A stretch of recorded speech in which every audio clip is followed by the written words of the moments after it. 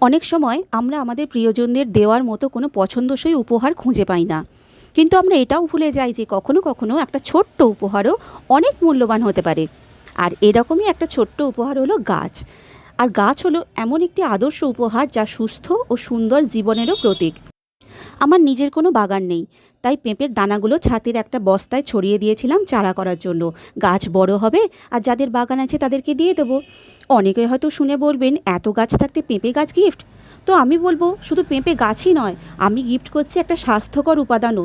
কারণ পেঁপের মধ্যে থাকে vitamin A, vitamin C, vitamin K, magnesium, potassium আর প্রচুর পরিমাণে ফাইবার। ক্যালোরির পরিমাণও খুব কম, সেই সঙ্গে স্বাদও মিষ্টি।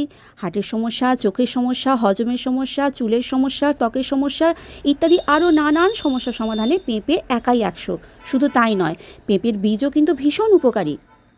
তাই বেশি করে পেঁপে খান আর পেঁপে গাছ লাগান, আর ইচ্ছা থাকলে আমার কাছ থেকে একটা গাছ আপনিও নিয়ে যান।